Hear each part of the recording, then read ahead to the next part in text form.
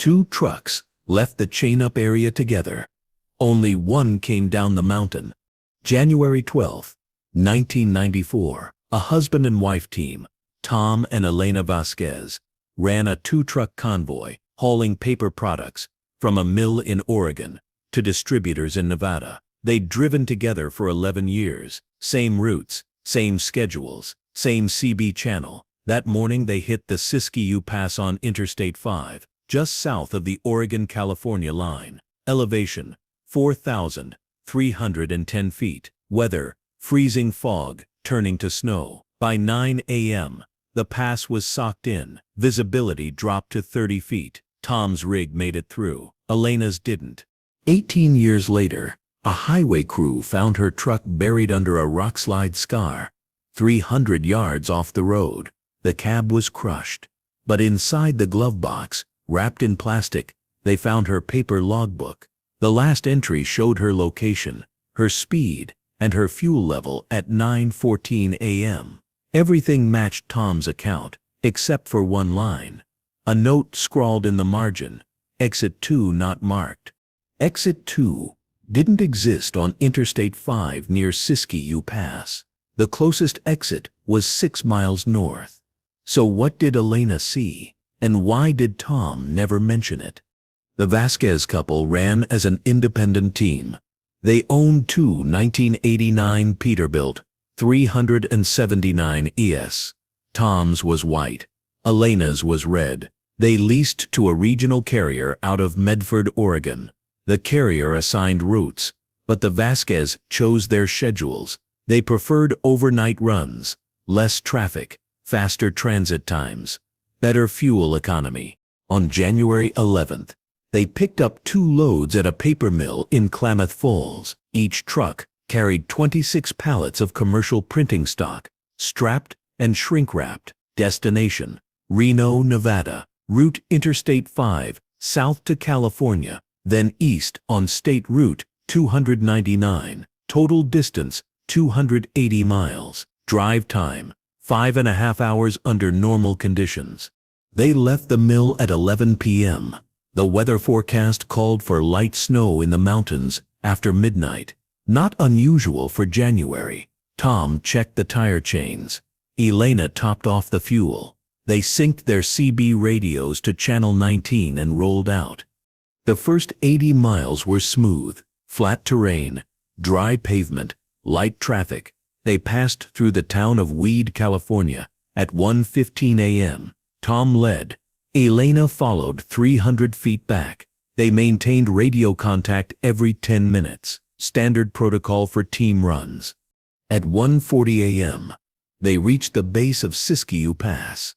The road began to climb. Grade 6%. Speed limit 45 miles per hour for trucks. The snow started. Light flurries at first, then heavier. Tom radioed. Elena. Seeing flakes. You. Yeah. Sticking on the shoulder. We're good. Keep it tight. The pass had 3 mandatory chain-up areas. One at the base, one midway, one at the summit. Tom pulled into the first area at 1:52 a.m. Elena stopped behind him. They checked the pavement. Wet, but not icy. They decided to skip chains and keep moving. Legal, as long as conditions didn't worsen. They climbed.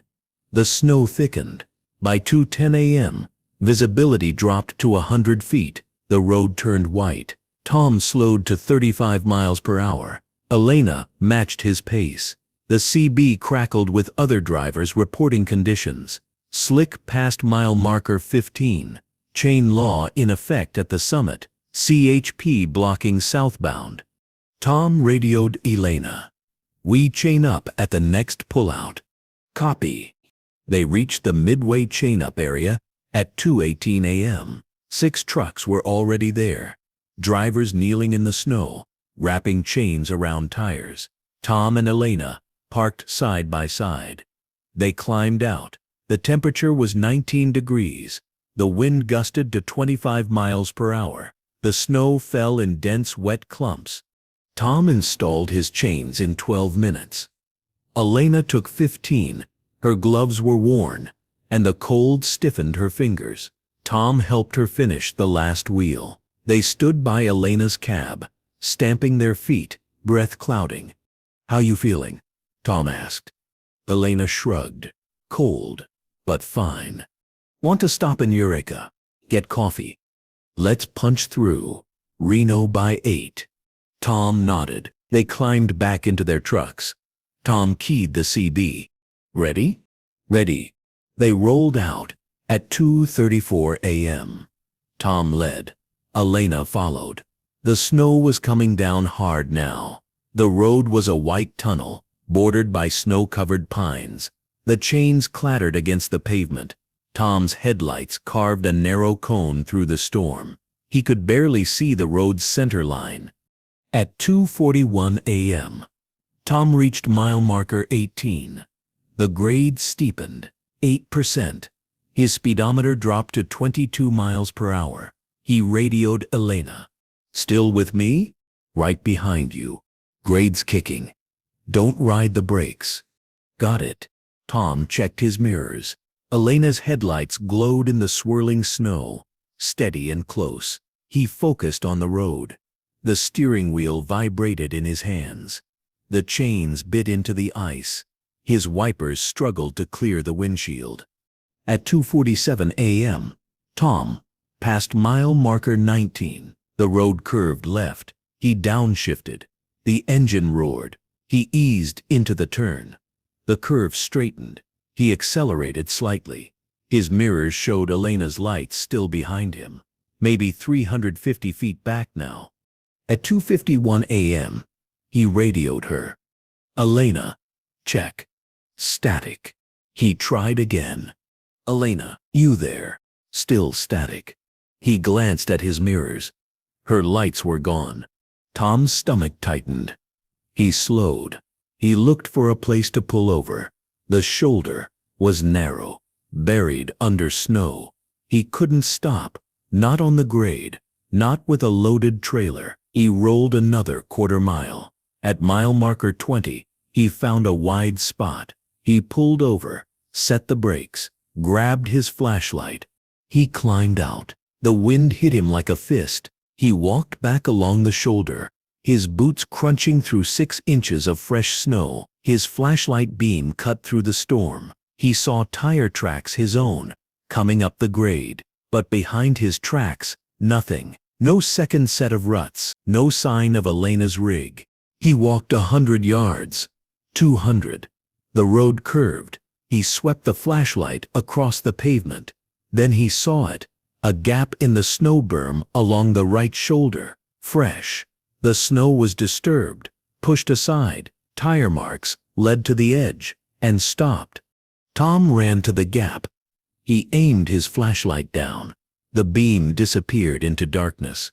The edge dropped into a ravine, steep and tree-choked. He couldn't see the bottom.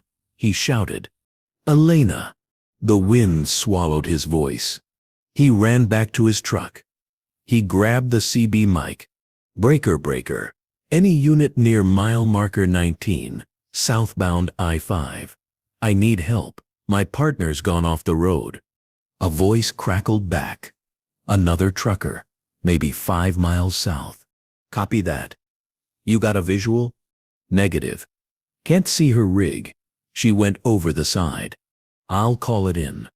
Hang tight."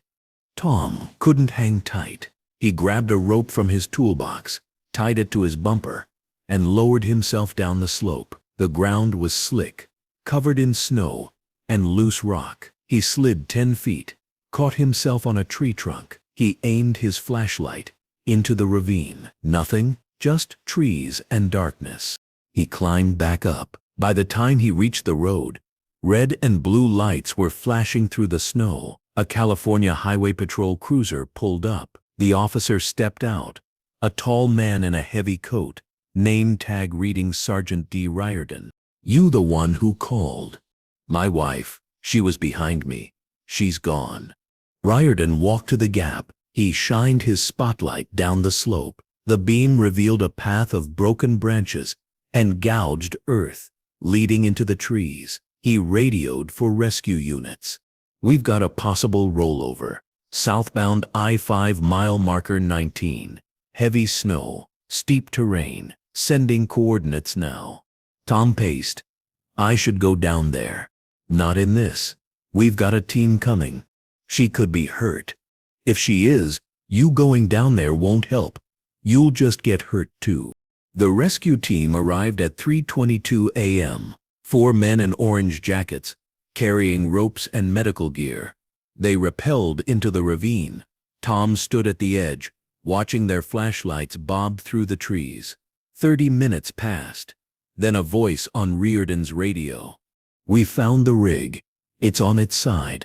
About 200 feet down. Cabs smashed. No one inside. Tom's knees buckled. Riordan caught him. No one inside? Tom said. Where is she?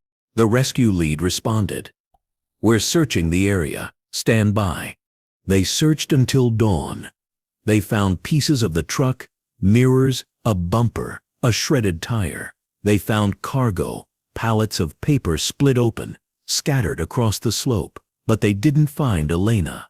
At 6 a.m., Riordan pulled Tom aside.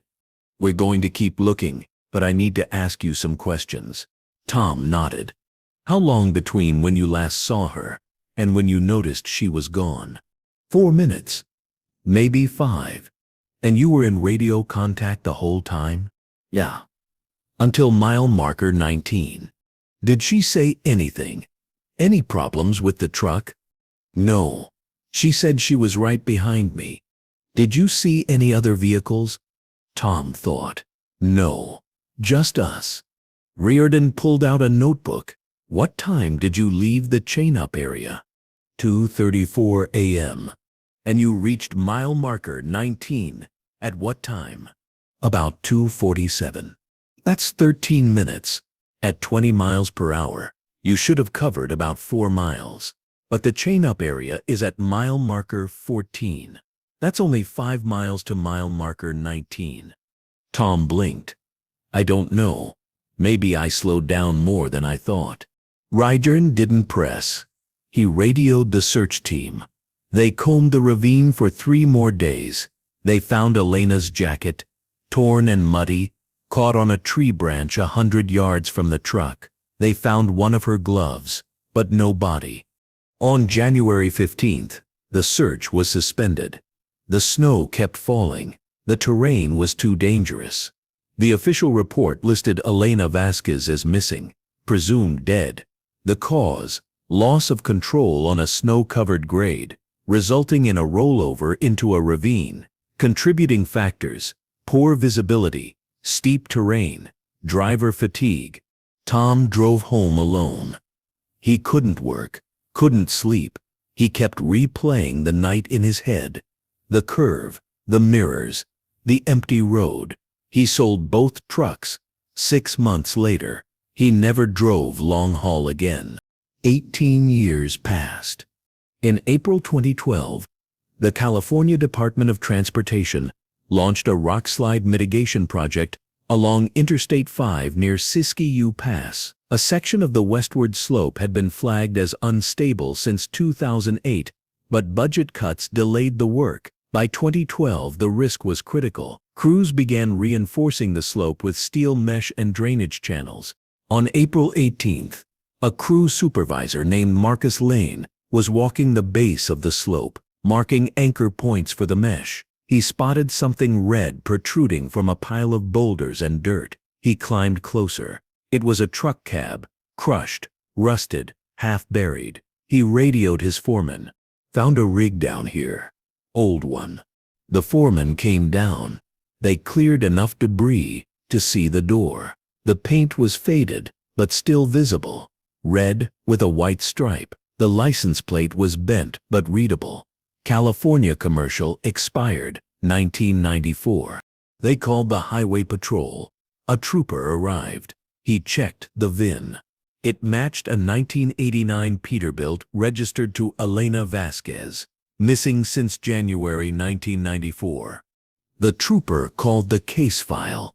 The original investigator, Riordan, had retired in 2003, but the file was still open. The trooper requested a recovery team. They brought in a crane. It took 6 hours to lift the cab out of the debris. The trailer was gone, likely torn away during the rollover and buried separately. Inside the cab, they found skeletal remains. Dental records confirmed Elena Vasquez. They also found her logbook. It was in the glove box, sealed in a plastic zipper bag, the kind drivers used to keep paperwork dry. The bag had protected it from moisture and decay. The pages were yellowed but legible.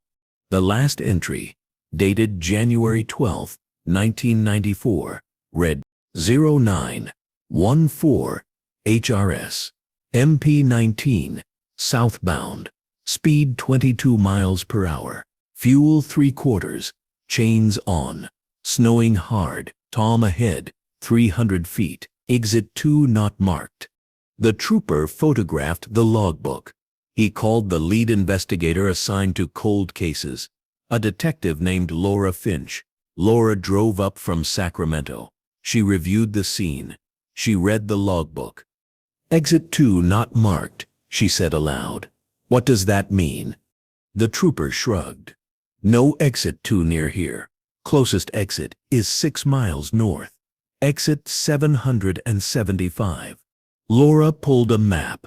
Interstate 5 through Siskiyou Pass had no exits between mile markers 14 and 25. Just a long, winding stretch of mountain road. No off-ramps, no service roads, nothing labeled Exit 2.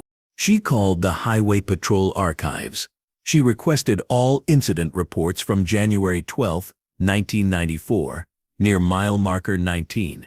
They sent her the file. It included Reardon's original report, witness statements, and a rough sketch of the scene, but no mention of Exit 2. Laura drove to the crash site. She stood where Tom had stood 18 years earlier.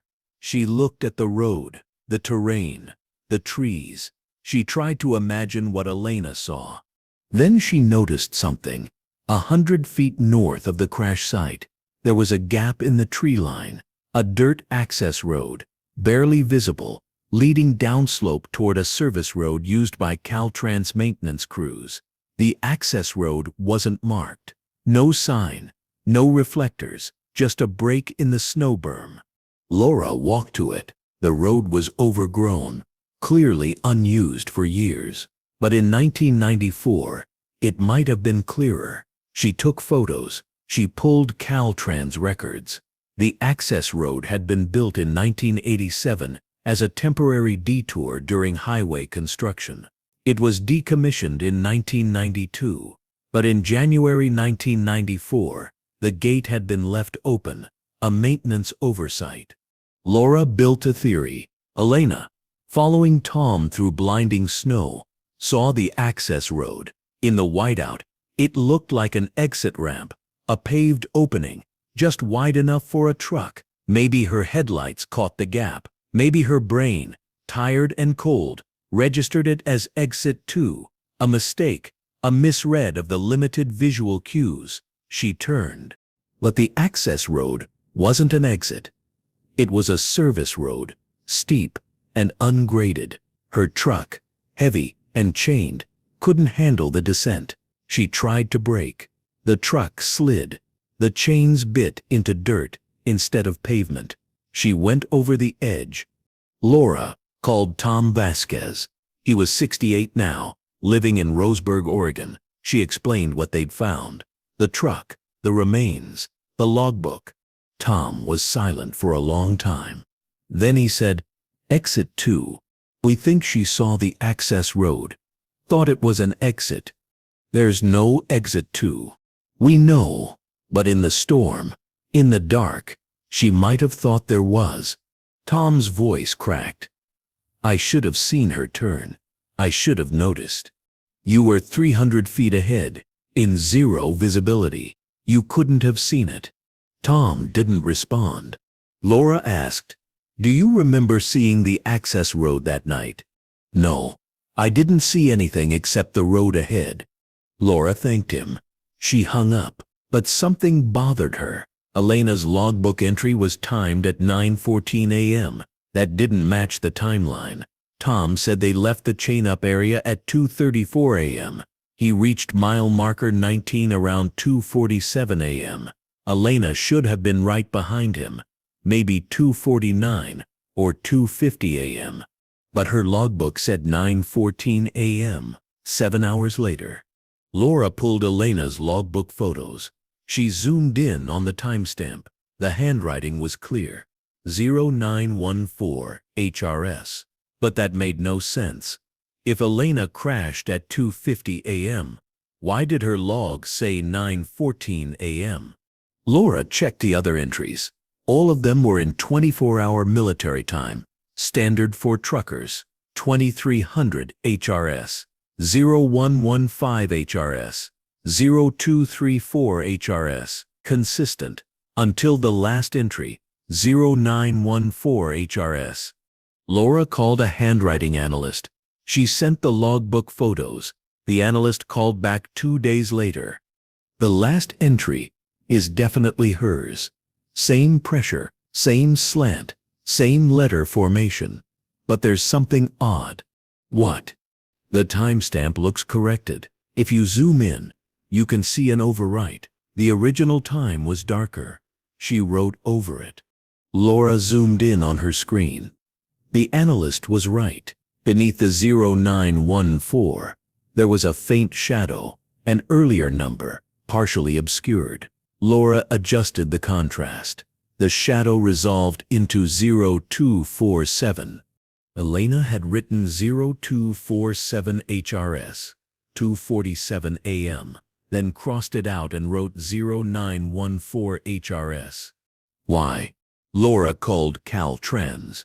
She asked if there were any radio or communications issues on Siskiyou Pass in January 1994.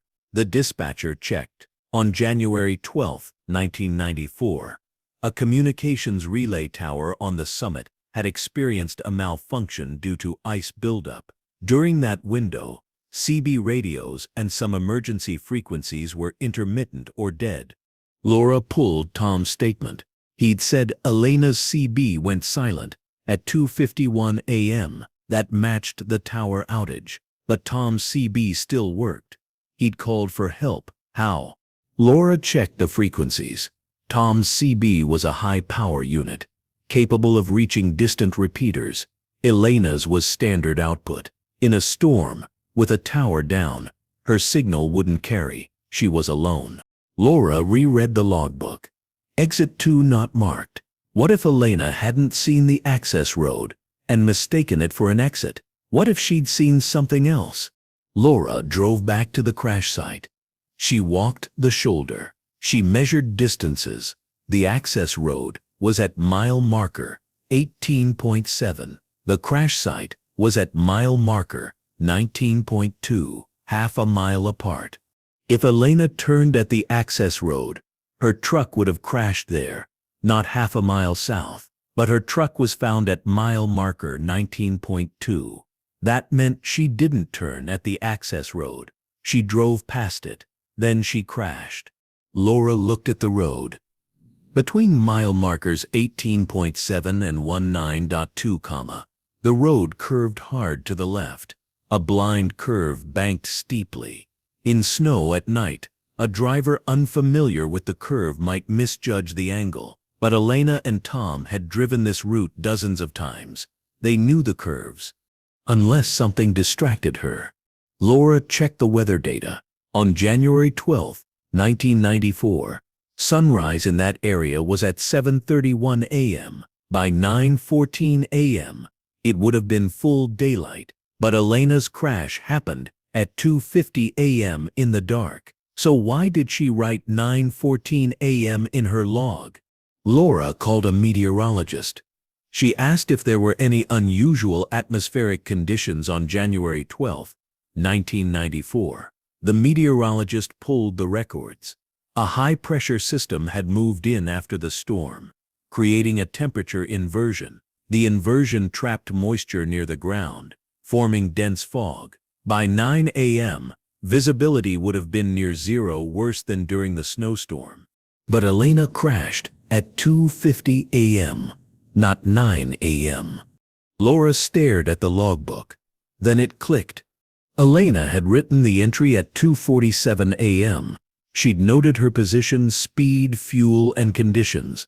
But then she'd seen something that made her question the time. She crossed out 0247 and wrote 0914, not because she was confused, because she was trying to document a discrepancy. Laura pulled the truck's maintenance records. Elena's truck was equipped with a dashboard clock, a standard quartz unit, battery-powered.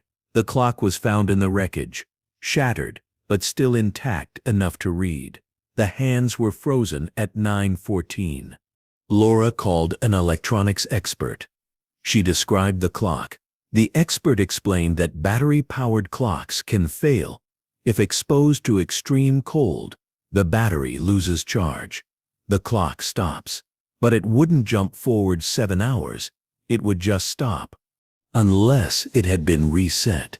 Laura checked the maintenance records again. 3 weeks before the crash, Elena's truck had been in the shop for electrical work.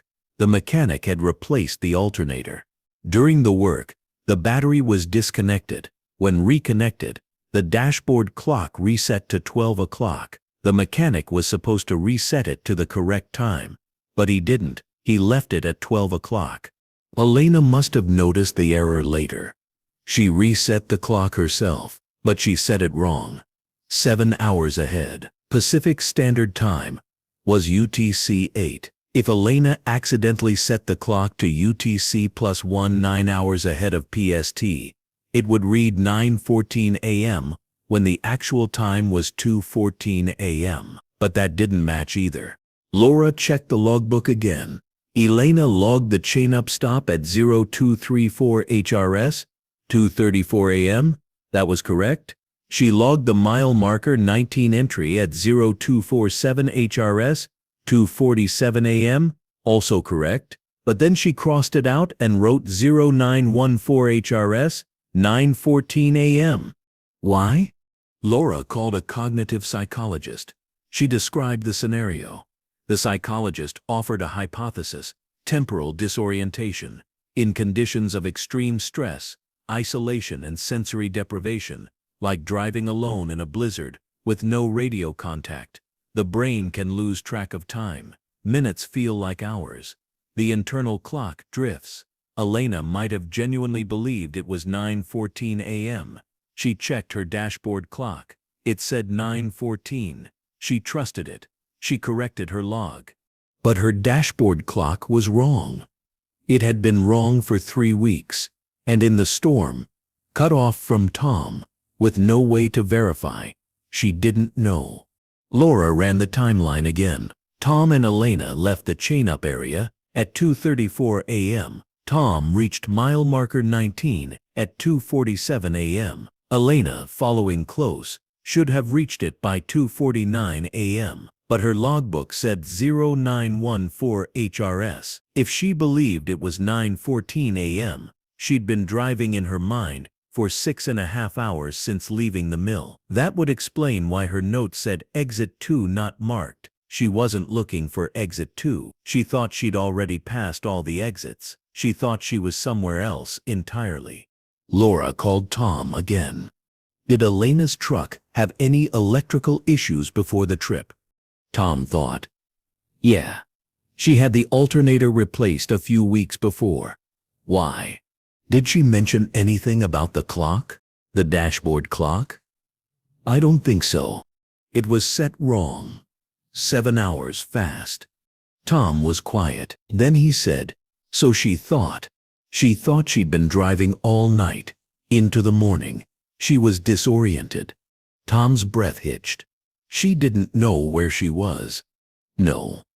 She knew mile marker 19, but her sense of time was off. And when her CB died, she couldn't check with you.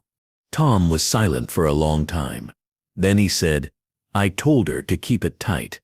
Stay close. But I didn't check. I just kept driving. You couldn't have known. I should have pulled over. Waited for her. If you'd pulled over on that grade, in that storm, you might not have made it either. Tom didn't respond. Laura closed the case. The official conclusion: Elena Vasquez lost control of her vehicle due to a combination of factors: poor visibility, steep terrain, temporal disorientation caused by a malfunctioning dashboard clock, and loss of radio contact. The note "Exit 2 not marked" was determined to be a reference to a perceived landmark that Elena believed she'd passed, based on her incorrect sense of elapsed time. Elena was buried in Medford, Oregon. Tom attended the service. He placed her logbook in the casket with her. 6 months later, Caltrans installed additional reflective markers along the Siskiyou Pass. They also decommissioned and gated all unmarked access roads.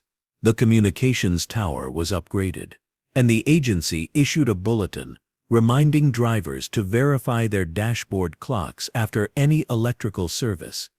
Tom Vasquez died in 2019. His obituary mentioned that he'd driven as a team with his wife for 11 years, and that he never stopped wondering if he could have done something different that night. Some people say the pass is still haunted, that on snowy January mornings, drivers see 2 sets of headlights climbing the grade, one always 300 feet behind the other. But the highway patrol knows better. It's not ghosts, it's just the fog, and the curves, and the way time slips when you're alone in the mountains. If your clock says it's morning, but the sky is still dark, do you trust the clock or your eyes? And if you're following someone through a storm, how long do you wait before you realize they're not ahead of you anymore? They're just gone.